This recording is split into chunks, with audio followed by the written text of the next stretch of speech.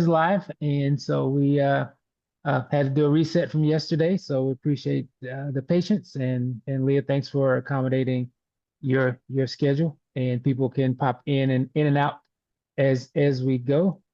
So I'm gonna go ahead and kick it off here at 12:01. We have a lot to cover. So again, welcome to the February edition of Between the Pages, where Barrett Hopper, have what I call stratical conversations with inspiring authors. And stratical is my leadership methodology that combines strategy, tactics, and cultural component to achieve uncommon results. So we started this uh, a webinar podcast in order to get readers a little closer to authors and learn a little deep dive into the book into books that of interest that they may not ordinarily get. So today I have the pleasure of being joined by Ms. Leah Marone, and she's quite accomplished. She's a psychotherapist, a Yale clinical instructor, and a corporate mental wellness uh, consultant as well, with over 20 years of experience. She's conducted more than 20,000 therapy sessions. It takes me a long time to even say 20,000. And she specializes in supporting high achievers facing imposter syndrome, perfectionism, perfect anxiety. Sounds like I'm reading my own self here.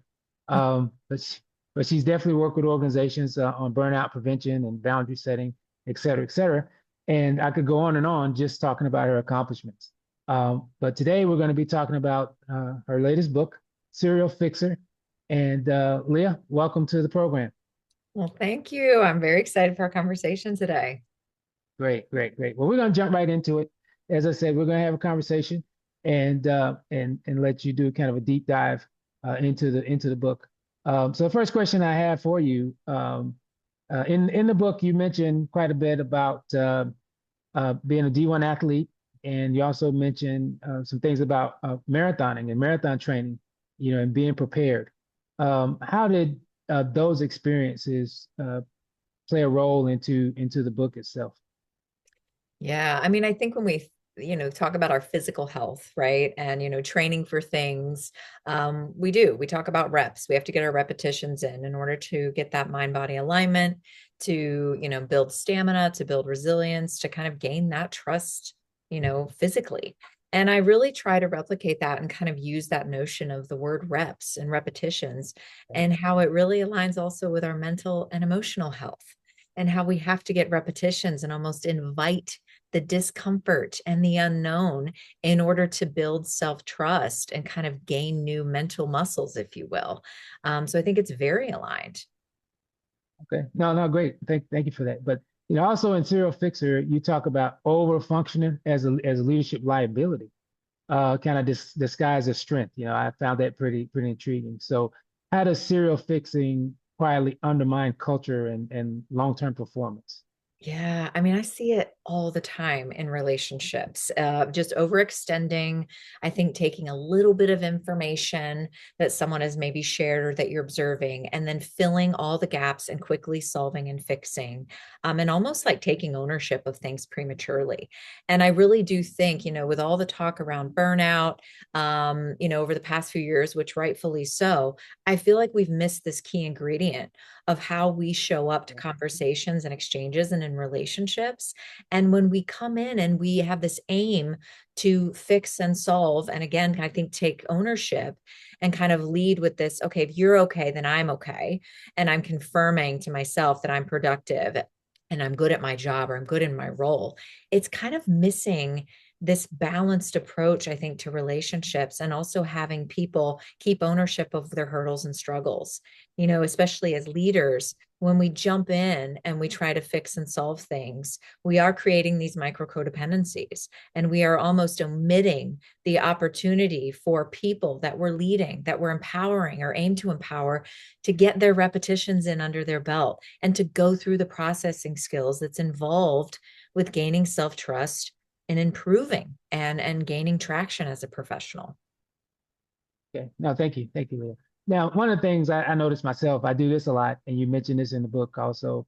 I find myself being kind of doing a lot of triage and being the emergency response person, come in with a little light, coming in to try to save the day, so to speak. But I mean, what's the cost of doing that on a regular basis for a Yeah. leader?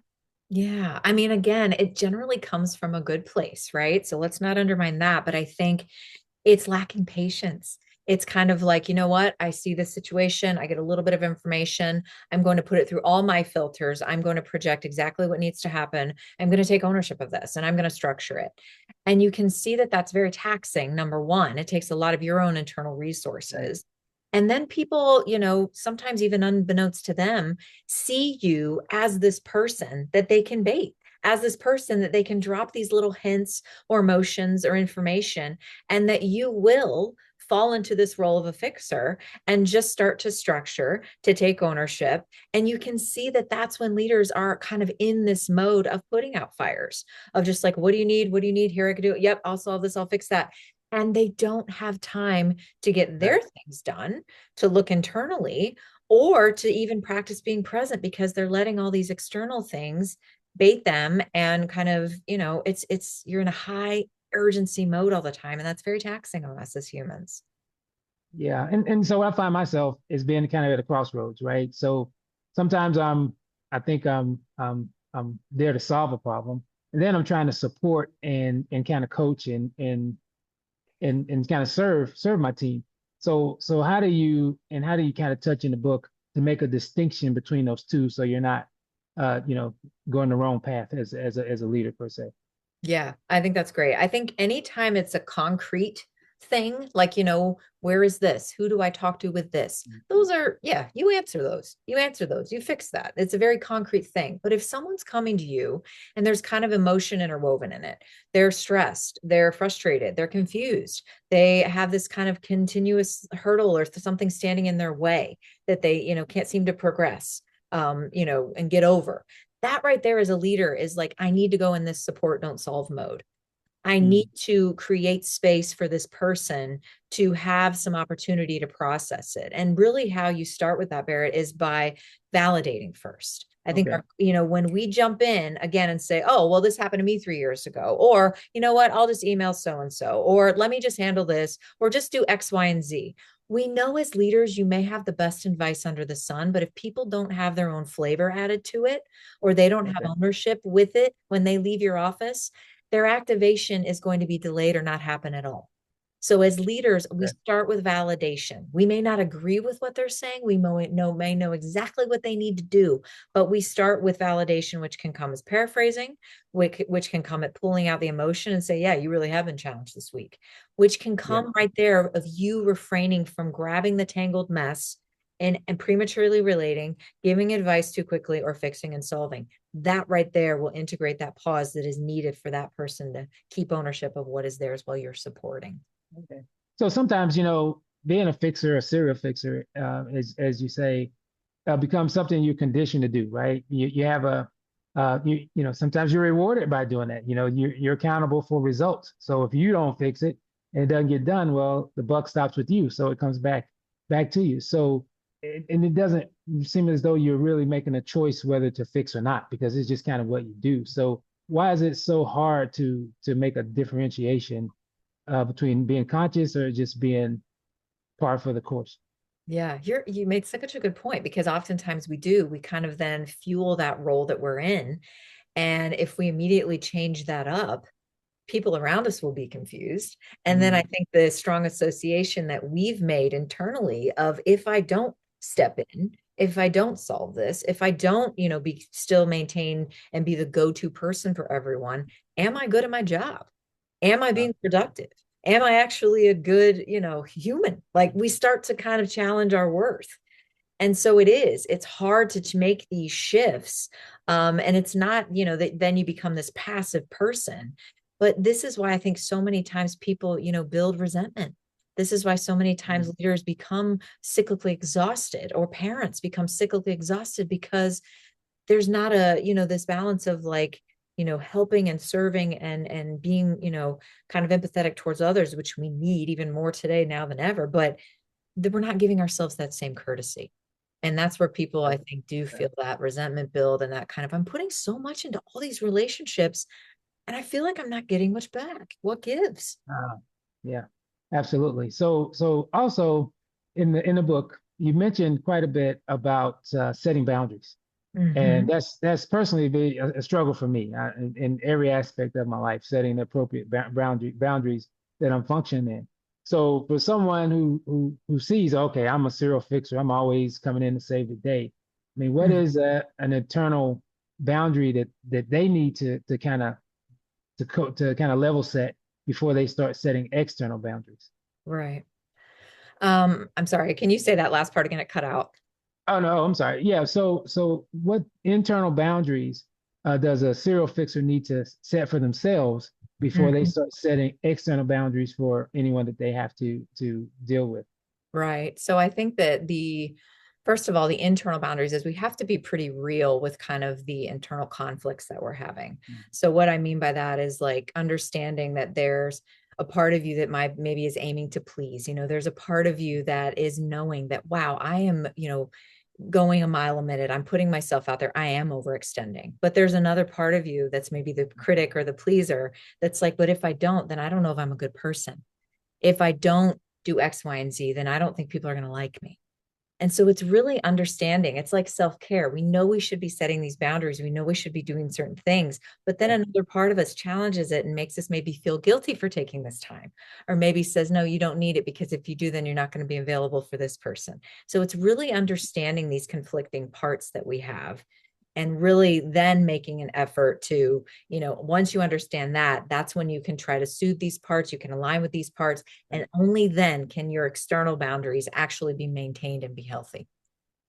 Okay. So what would be a an external boundary that someone would set, right? To make sure that they are not overextending their serial fixerness. Right. So I think the first one is, with all those things, if you're listening and you're like, oh my gosh, this is me, Mhm. thinking about first, it's about collecting some data on yourself, right? It's like, how do I tend to respond in conversations? Am I jumping in to fix and solve? Like, what is my patterning? So it's collecting that first.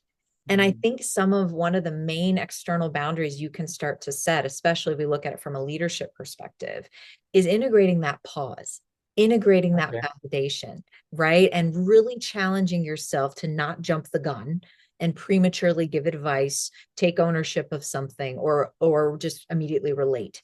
That's the first thing. And I think too, a lot of leaders have come to me, which is so smart, is they'll say, okay, so if I'm going to start changing this up and I'm going to lead from this support, don't solve, and have more of an empowering technique, my team might be confused because I generally Okay. jump in and now my responses are going to be like so different. So what do I do there?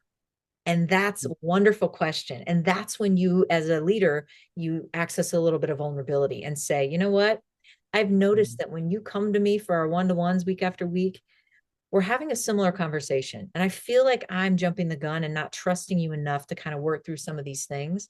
I think I've Okay. tried to just kind of take ownership of this or fix it Mhm. for you. And that's not how I want to lead. So you're going to notice that my responses to you might be a little bit different here coming up. And it's because I want to instill more of that space for you to gain some of these repetitions and traction yourself. And that's what will remove Okay. some of the confusion and sometimes the internalization that can happen with your team where they're like, wait, where the heck did Leah go? What's happening? Okay. Yeah. No, I'm glad you mentioned that because that's something that I've kind of personally um, struggle with is to pull back without abandoning, Mm. to pull back without abandoning, and so that it's not that lost feeling, Yeah. and but sometimes for me, I'm like, okay, well, you have to find a failure point to know your capabilities, and if I'm continually, cradling or fixing or trying to help, then we don't really find out where those points are, so you never really can really fix them long term. So in terms of, really achieving excellent results. Um, or yeah, or uncommon results, you really don't get there because you're always kind of, you know, padding the fall, so to speak. So you've done a lot of sessions, a lot of therapy sessions. You talked to tons of people. 20,000 is a really big number. If I counted the 20,000 by one, I would stop after maybe 10, 10 or 15. Um, but are there some patterns that kind of pop out that you see consistently in high achievers that maybe they don't recognize for themselves? that you've seen through your many sessions? I mean, I think, a lot of high achievers, which is not a complete negative thing by any means, but tend to have a fierce inner critic. And what I mean by that is kind of that fierce inner monologue of, that keeps pushing us and keeps pushing us. And, logically, we know kind of about recovery. We know the importance of self-care and pause, but that critic is relentless. And sometimes we'll step in those spaces. And I think the problem is, I know I had to deal with this as an athlete is like, I had a fierce critic in those moments where I was fearful of making mistakes, just don't mess up, don't do this, don't do that. And I worked really hard at trying to silence that critical part of me. I was told, like, just Okay. don't worry about it, just have fun, just don't think about those things. And as well and great as that sounds, that's not how it works. I mean, anyone with a Right. fierce inner critic listening to this, your critic gets creative and it Mm, will insert itself in any crack and crevice that it can. And so I think the biggest thing I've really tried to reframe and challenge people with fierce inner critics and like these high achievers is that this part of you is a protective bodyguard. And this part of you is motivated by trying to protect you from feeling very uncomfortable things, whether that's how you define failure, whether that's how you define embarrassment, whether it is in alignment with imposter syndrome. And the thing where we misstep is we try to silence this part of us rather than soothe it and work with it okay. and understand it. And I wish I would have had that knowledge as an athlete because I Mm, needed to almost like align with this part of me and almost be grateful that this part of me okay. pushes me to so many things and enables me to take risks, but it also generates so much anxiety because I don't give it enough airtime. And so Okay. that's the biggest thing is working with these parts of you, even the parts of you you don't like and are confusing as hell. It's doing the internal Yeah. work to understand them so they feel heard and they start to quiet down. Okay. So you mentioned something in your response there, and I want to kind of segue into that. You mentioned imposter syndrome, and a lot of people, they have imposter syndrome or they have fear, and the response to that is they go after perfection, to try to prove themselves, or they get really ambitious. And how do you distinguish between what's a healthy ambition, versus trying to be perfect in what you do as a defense to imposter syndrome? How do you distinguish those? Yeah, yeah. And I do. I mean, I think imposter syndrome a lot of times is you do feel like the imposter. And it does sometimes it can be so deflating where we feel this surge of insecurity.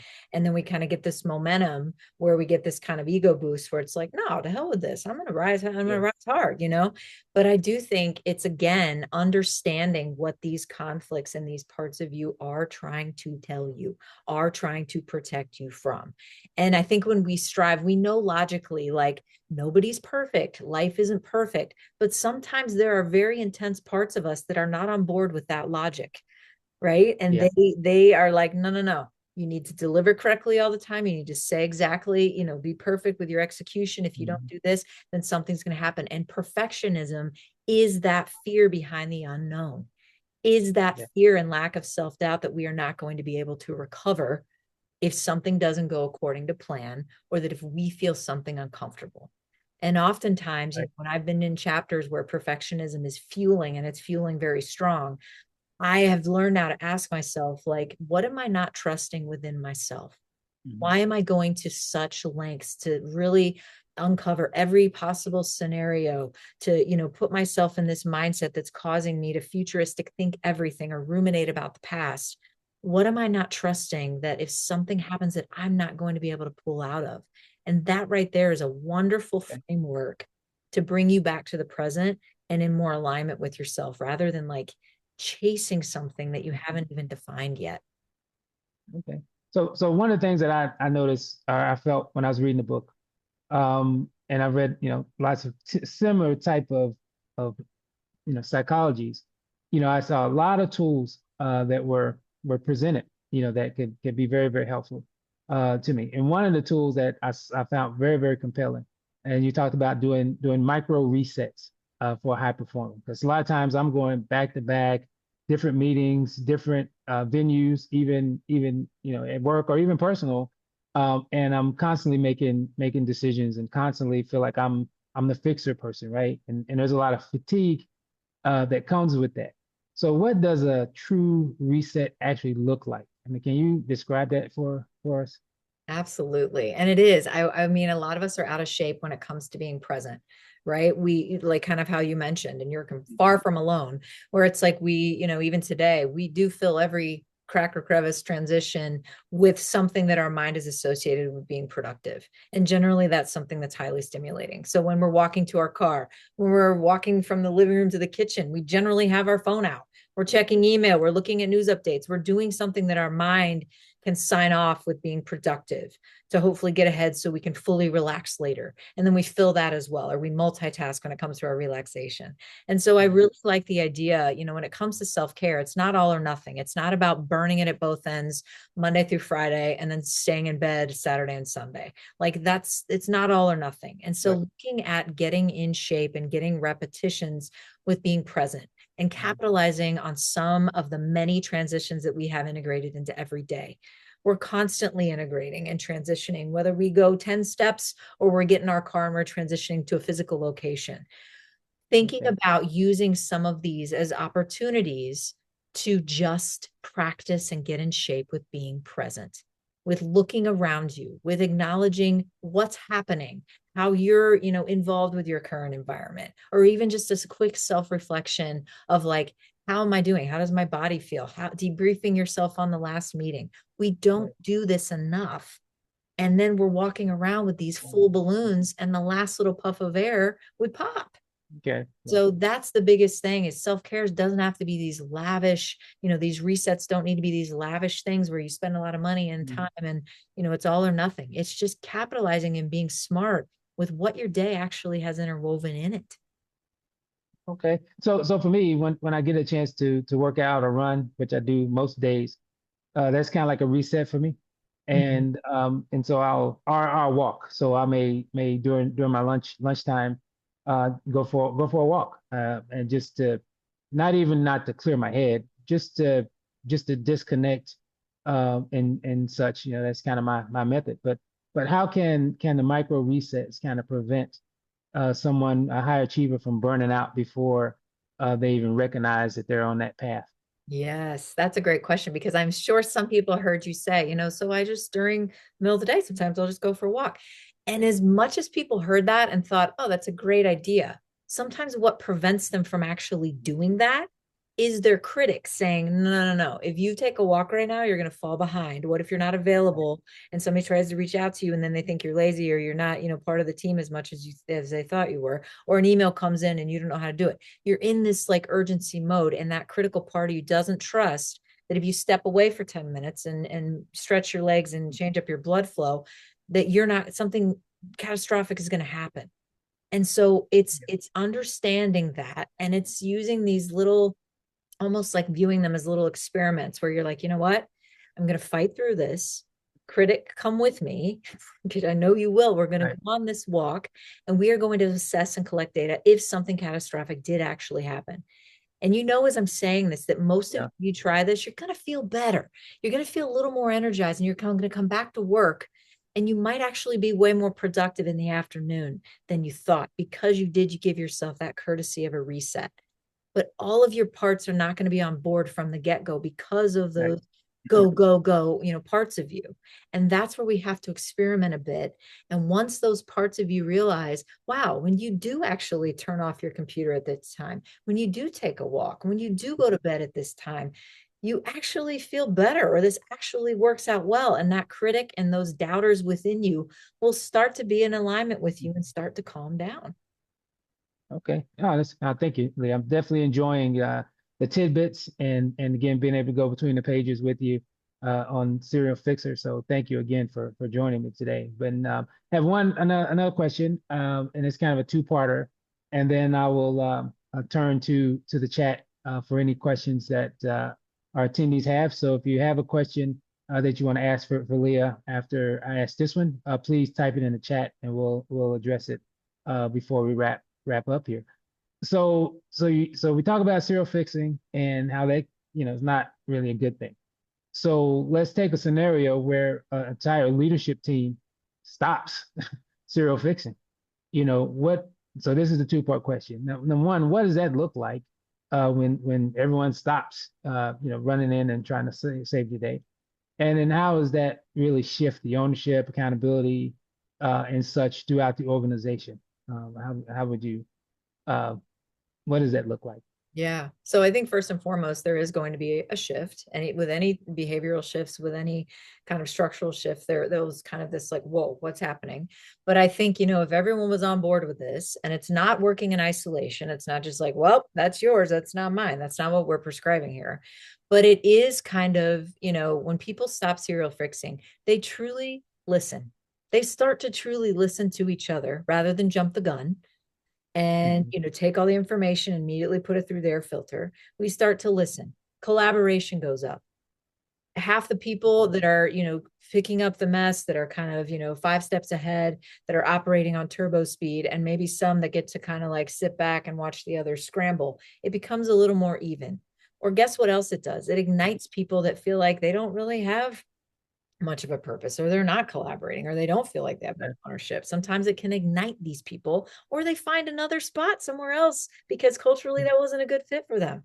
It's amazing how the dynamics can switch, and it's amazing how productivity can go up. And so that's the biggest thing that I see. But it starts with leadership, and it starts sometimes with those conversations and that candid, communication and vulnerability that a leader says, I feel like I've been doing this incorrectly, and this is what I'm going Yeah. to shift.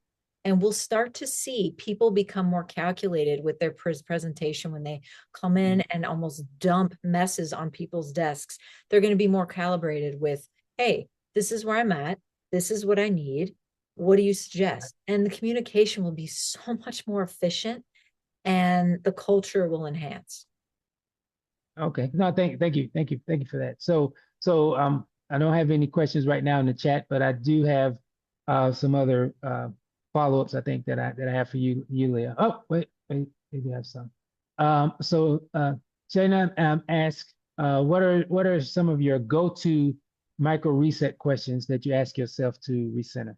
Yeah, that's a great question. I mean, I think it depends on my context of my micro reset, but I think when I'm out for a walk, a lot of times I will just kind of ask myself, kind of the sensory questions of like, what do I see?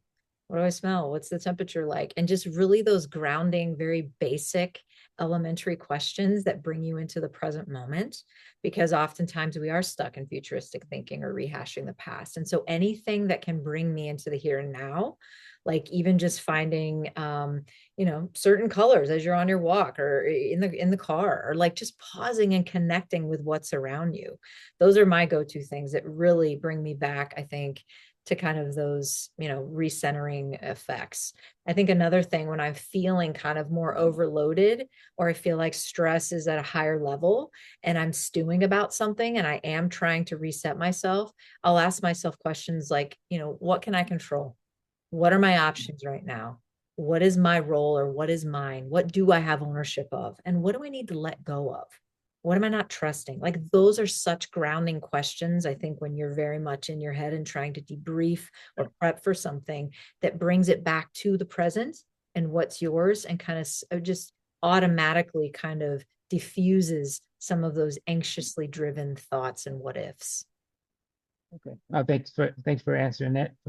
Any other questions? Just feel free to type them in the chat. We'll get to those.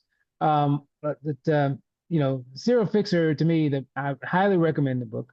It's one, I read quite a bit, and it was one of a handful of books. It was one of my top five for the year and I read over 100 books, by the way. So that made my top five, and it was one of those that I didn't want to set down because as I said, it had lots of guidance and tools that I found helpful. Some I was familiar with, some I weren't, but it framed them in a nice compiled way that I could utilize. So, what's the best way for someone if they want to get a copy, if they don't have it today, of Serial Fixer, and if they want to contact you for future consultation or and such, what's the best way to reach you? Oh, well, first of all, thank you so much for that kind feedback. And I'm so glad that it resonated with you, and just for this opportunity to talk about, like, it really does. It means so much. So I really appreciate that. And I think, people can find me. I'm on social media, LinkedIn, Instagram. My website is leahmarone.com.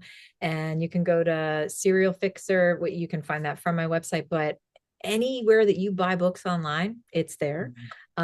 So, I mean, it's really in all the places I think that most people are buying their books. So you can definitely find it there. And please do reach out. I'd love to hear your feedback. I'd love to hear how you're working on any serial fixing tendencies you might have Yeah. as well. Oh, great, great. Thank you so much. Well, we're at time now. We're actually a little minute over, so I definitely appreciate everyone who joined us for the session. We will make this recording available. It'll be on my YouTube channel, and I'll also send it uh, to Leah, and she'll be able to distribute it to her base as well. And Leah, thank you again for spending your time. Again, I know we're not as fancy as the television spot you're going to do later this week, but hopefully we treated you well. And Oh, it was amazing. It was amazing. Thank you so much. yeah, thanks for the feedback, China. Appreciate that. And we look forward to you joining us again next month as we go between the pages with another author to be named. And Leah, we wish you the best with the book. And thank you for the connection. I enjoyed sharing the TEDx stage with you last November, and look forward to continuing to follow and all the great things that you're doing. So thanks everyone. May you have a wonderful rest of the week. And hopefully the weather is treating you well wherever you are at this moment. So thank you, and have a great one. Thank you.